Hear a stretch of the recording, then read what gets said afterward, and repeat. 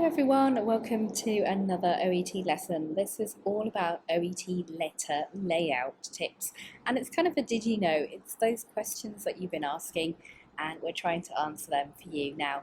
So we're going to look at 10 top tips that you need to know about the OET letter layout, and this is going to be useful for everyone because all professionals need to follow these same tips. My name's Sona, I'm your online OET tutor with Bose Learning, and I'm a premium preparation provider of the OET. I'm still in Mangalore, so it's still a bit noisy outside, and I hope you can hear me okay. So my first question for you then is there a difference between yours sincerely and yours faithfully at the end of a letter? So once you've finished writing your OET letter, which one do you write and why? Well, yours sincerely is the standard response really, because you normally know the name of who you're writing to. So you're normally writing to Dr. blah blah or nurse blah blah or the osteopath Miss blah blah. So you know who you're writing to, and if you know the name, then you end yours sincerely. When you don't know the name, so maybe the task asks you to write to the district nurse, but they don't give the name of the district nurse, then you can end it yours faithfully. We use yours faithfully when we don't know the name of the person we're writing to. Other options are there, such as kind regards or best wishes, but don't use them. Don't use anything informal, thanks very much, don't use anything like that. Just use yours sincerely because that's the most common one, especially when you know their name. Just in case they don't give you the recipient's name, then use yours faithfully. Okay, question 2. Should I sign my name at the end of the letter? And so many of my students do this. They write their name. And the thing is, with the OET, don't sign your name. So don't sign it, don't write it. All you need to do is write nurse, doctor, physiotherapist, etc. Whatever your profession is, your job title, just write that. Don't write your name or sign it. Question 3, how many paragraphs should I write? So my students ask me this quite often, in the format, what should it look like? How many paragraphs should I write? Well, actually, there's no real answer. There are no set requirements for the number of paragraphs you should write. However, typically, most people write between 3 and 5.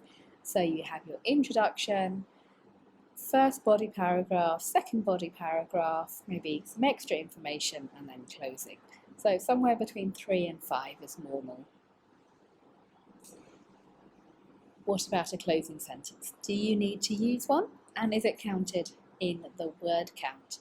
Well, you don't need to use one, but it's actually really nice practice by saying something like, thank you for your help, please let me know if you have any questions, that kind of thing. It's formal, it's polite, it shows respect. It's not actually counted in your word count, but it's a very nice way to end. Okay, which parts of my letter should be in capital letters? What about the address in particular? So let's have a look at this. Names of people, obviously. So the first letter of each person's name is in a capital letter. Job titles are as well. That's a really interesting one. Sometimes people don't know that. But physiotherapist, for example, should have a capitalized P. Street names as well, suburbs, towns or cities should all be capitalized. Here's an example. So the title, Ms. M, is capitalized. Preeta Hedge, so we've got P and H capitalized. The department, gastroenterology, and then the name of the hospital, B and H, is also capitalized. If we know the city, maybe it's Mangalore, we'll have an M for that. Okay, question 6. Where and how should I write the date? And I know students stress about this so much. Well, the date should come after the address. So once you've written the recipient's address, write the date. It doesn't matter whether it's on the left-hand side or the right-hand side. You choose. Absolutely no problem either way. The only thing is, in formal letters, we normally write it in full form. So 2nd October 2021. We don't usually use slashes or dots. It doesn't matter if you do, but just it tends to be nicer when you write it in full, or you could write Oct for October. You can use this format within the body of your letter, however.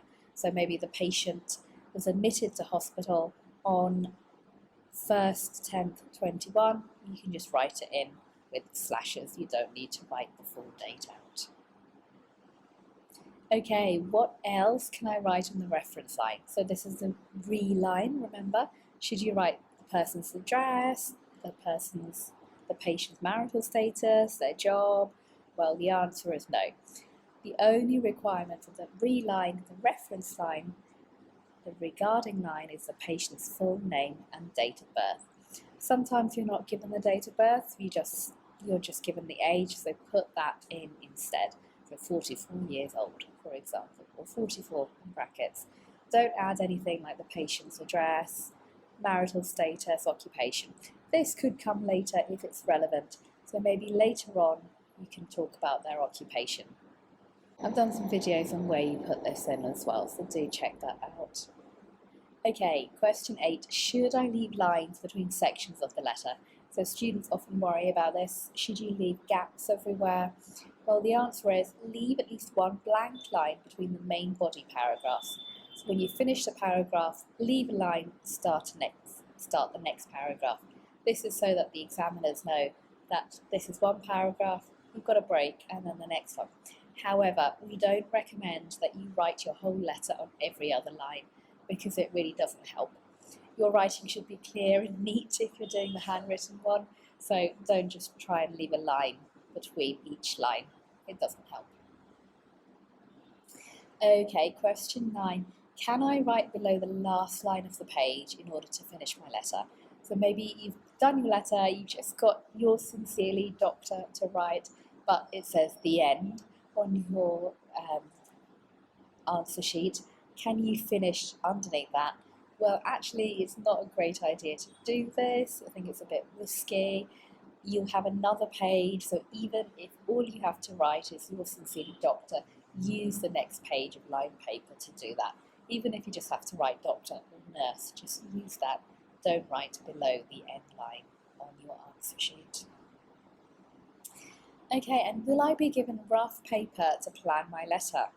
So again, don't just start writing, always plan first of all. Well, you're not going to be given extra paper to do this, but there's space in the writing booklet for you to write notes and do any rough work. Maybe you're trying to work out spelling or something, that's fine. This won't be marked. Some extra tips for you, what I recommend you do is that you don't try and write a rough version of your letter. There isn't really time. So spend time instead planning. Make sure you take your time looking at what to select and order that information. And then write a neat version straight away. So don't write it in rough first and then think, oh, I've got time to write this beautifully. You don't. Just write the neat version straight away after you've spent that time planning, ordering, etc. I hope you enjoyed this session about the OET letter layout. I have much more information in my on-demand courses about writing. If you are interested, then take a look at the info box below. I've got some discount codes for you. These are all pre-recorded so you can watch them in your own time. I've got over 200 free videos for you on YouTube, so take a look at some of them. Why not have a look at my writing list, which should be coming up right now. And if you like this, I'd be so happy if you could help me grow this channel by sharing it with friends or colleagues, liking it, subscribing to me, and why not say hi in the chat and let me know where you're from, what profession you are, and if you have any questions, just let me know and I'll be happy to answer them if I can. Alright, take care, thanks very much, hope to see you soon in one of my other videos. Bye for now, bye!